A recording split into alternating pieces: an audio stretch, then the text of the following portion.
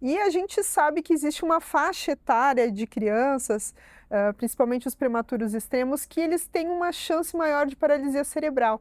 E eu queria, que você comentasse um pouquinho sobre isso, né? Por que que isso acontece e a importância do acompanhamento dessa população com o neuropediatra.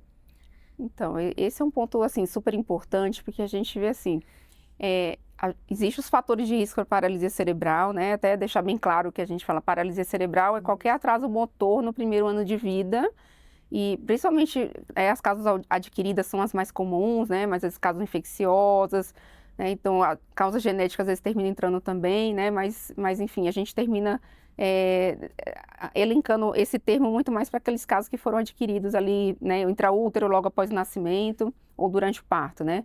E aí, sim, prematuridade ele é um fator de risco importantíssimo, porque a gente sabe que o cérebro ele é mais imaturo, ele está mais suscetível a ter um sangramento, que é super comum do prematuro.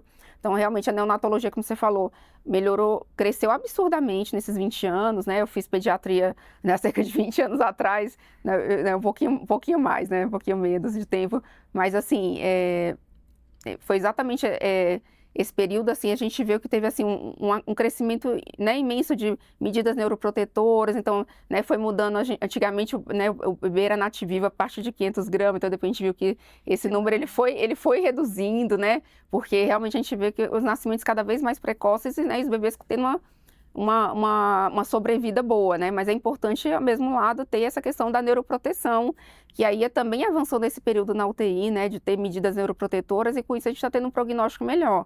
Mas, assim, né? Prematuro realmente, assim, é um fator de risco importante, porque a gente sabe que tem bebês que evoluem muito grave na UTI neo, né? Então, às vezes, entra em choque, meningite, ou tem sangramento, às vezes faz uma hidrocefalia, né, uma complicação da meningite principalmente. Então, a gente vê que ele tem uma série de complicação, parada cardiorrespiratória. Então, tudo isso pode ter consequência nesse cérebro muito imaturo, né?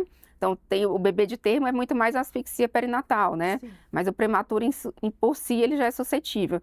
Então, a gente tem que fazer o acompanhamento, né? Claro, o pessoal da neonatologia conduz super bem esse acompanhamento do prematuro, porque ele também tem um conjunto de doenças associadas, né? A questão da displasia broncopulmonar, tem a própria questão o metabolismo ósseo do prematuro, ele é diferente, o crescimento, muitas vezes são bebês menores, né? Então depois Sim. eles têm que passar naquela fase de recuperação.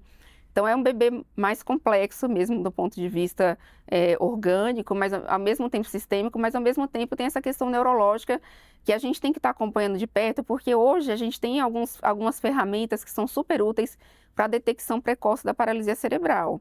Então, assim, aumentou muito a sensibilidade você somando escalas de avaliação clínica Um exame de com, imagem. com o exame de imagem. Então, assim, é uma ferramenta, assim, valiosíssima, porque a neuroplasticidade está ali. Quanto mais precocemente a gente atua, tudo bem que é comum o prematuro já ir naturalmente para fisioterapia, para fono, Sim. mas é diferente uma vez que você detecte que realmente existe um atraso ali, alguma coisa que precisa intervir, né?